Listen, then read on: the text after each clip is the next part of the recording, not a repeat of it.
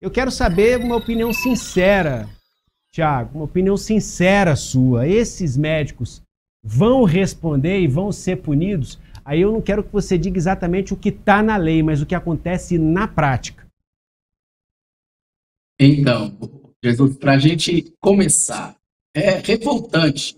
Assistindo a matéria, a gente vai se revoltando, porque quando você vê alguém que é um profissional, que lida com a saúde, que tem que dar esperança para a população, ele abandona o seu horário de trabalho, o seu plantão, para levar um cachorro para a creche, enquanto tem ali alguém que está esperando há meses para passar por um exame, para passar por uma consulta com aquele especialista, para tentar resolver o seu problema, a pessoa simplesmente abandona o seu local de trabalho, ou para correr, ou para comprar fruta, para levar o animal, como se a vida humana fosse banal, como se importasse a vida dele. As dos demais pode esperar. A doença, o sofrimento, a dor, aquilo pode aguardar, porque primeiro vem as minhas necessidades, primeiro vem a minha vontade, para só depois eu ver a população.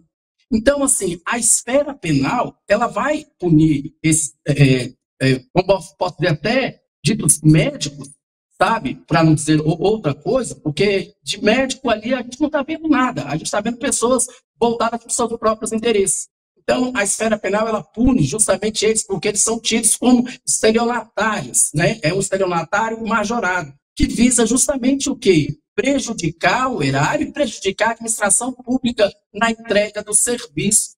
Então, é óbvio que eles serão punidos criminalmente. Ao final da investigação, o Ministério Público, aliado com a investigação da Polícia Civil aí de São Paulo, vai indiciar esses médicos justamente pelo crime de estelionato majorado, que é justamente quando você vai falsificar o documento, o que é? Eu bati um ponto, mas eu não prestei o serviço e acabo recebendo contrapartida daquele serviço, que é o dinheiro. Agora, tem que se abrir um PAS, que é um processo administrativo sancionador, um PAD, que é um processo administrativo disciplinar, justamente para quê? Para poder excluir esses maus profissionais da rede pública de saúde, porque a sociedade, a população necessita de médicos, necessita de profissionais. E esses profissionais são totalmente contrários ao que a medicina, ao que o juramento ao médico faz, que é de salvar vidas. Pelo contrário, eles estão de olho na própria vida, ignorando a vida dos demais. De um crime, já, ponto de partida, estelionato majorado. Vamos entender aqui do ponto de vista criminal. Não sei se aplica também falsidade ideológica, que outro crime que poderia configurar essa conduta dos médicos? Ou seria exatamente o estelionato majorado? Não, é o estelionato majorado, é o artigo 171 do Código Penal, com o parágrafo 3º.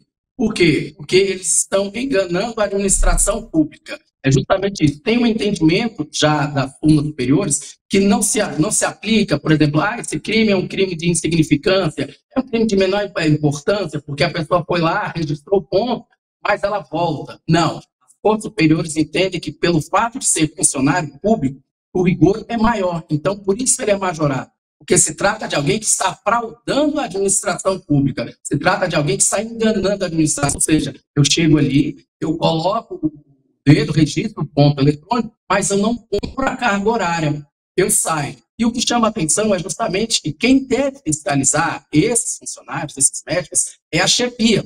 Então, tem que se aprofundar a investigação para saber se a chefia desses médicos aí, ela não é conivente com essa situação, se ela não sabe dessa prática. Porque como a reportagem bem mostrou, e eu quero aqui dar os parabéns a essa reportagem, porque isso ajuda a jogar luz a esse tipo de situação. Como bem mostrou, não é a primeira vez, não é um dia esporádico. A pessoa não faz, por exemplo, eu faço hoje na segunda-feira, e na segunda-feira que vem eu cumpro o meu plantão. Não, todas as vezes que a pessoa está de plantão, ela faz isso, ela corta a sua carga horária pela metade, ou ela mesma que define quando ela volta para o hospital. Então, na verdade, o que ela faz é justamente isso. Não existe a falsidade nesse sentido, porque ela, de fato, está lá. Então, ela não falsificou, ela não adulterou nenhum documento. Pelo contrário, o que ela fez foi registrar a sua presença, mas não cumpriu a carga horária. Não cumpriu o que deveria ter sido lá, ok? Ter colocado seu plantão, ter ficado lá, ter acompanhado os pacientes. Aí é o rigor. E aí eu digo que nessas investigações, é claro que ao final, esses falsos médicos, essas pessoas que eu digo de falso, não é pelo fato da pessoa estar aqui, inventou um documento, é porque o médico de verdade, ele se preocupa com a dor do outro. É para isso que ele se formou. Foi para isso que ele fez faculdade. Ele fez faculdade para poder chegar no problema daquela pessoa que está necessitando da solução, da saúde. E quando você tem profissionais que eles abandonam a medicina, porque isso é abandonar a medicina. Porque quando você vai para o hospital, você vai praticar o quê? A medicina. Quando você simplesmente chega lá, registra o ponto e não trabalha, você está abandonando a medicina, você está abandonando o próximo, você abandona aquela pessoa. Então você se torna uma pessoa falsa. Por isso o artigo 171, que é de estelionato. É uma pessoa que está totalmente enganando tanto a população, tanto quanto a administração pública. Então, vai ser apurado se a chefia sabia e era conivente. Mas, pelo menos as informações preliminares aí, apuradas pelo nosso jornalismo, indicam que havia uma combinação entre os médicos, não aqueles que estão em cargo de chefia, mas aqueles médicos ali que deveriam estar cumprindo o plantão. Essa combinação configura um segundo crime de associação criminosa? Aí sim, configura sim, se a chefia tinha participação ou se ela sabia do ocorrido, aí pode configurar uma associação criminosa e aí a gente tem um desdobramento criminal, que aí a gente já vai entender que é o quê? Eram pessoas que se associavam para poder uma encobrir o crime da outra, para uma poder dar vantagem para a outra. Como a gente viu ali, tem laudos dos próprios médicos que trabalham aí no hospital, dizendo que os colegas não poderiam registrar o ponto eletrônico por conta que não tinham digitais, por conta que não tinha como registrar na máquina. Bem, mas a gente também viu na reportagem que existia o reconhecimento facial para colocar justamente para colocar aquela pessoa no trabalho. Ora, se eu não consigo atestar o ponto pela digital, eu posso atestar o ponto pelo reconhecimento facial. E você lembrou um episódio que eu me lembro em Brasília, que é justamente isso, que foi muito combatido, que era a ausência dos médicos, a ausência de alguns enfermeiros, que eles iam até a unidade hospitalar, eles assinavam uma folha de ponto, mas não ficavam. Então, foi uma pressão muito grande para quê? Para que o ponto pudesse ser eletrônico, para que pudesse atestar que o médico estava naquela unidade de saúde. Mas a gente enfrenta um problema muito grande. Por quê? Porque, muitas das vezes, como os colegas são os próprios que dão lá, são os próprios que dão ali os atestados, são eles que estão envolvidos naquela situação, acaba que a população é prejudicada. Então, a organização entre eles tem que ser estudada justamente para quê?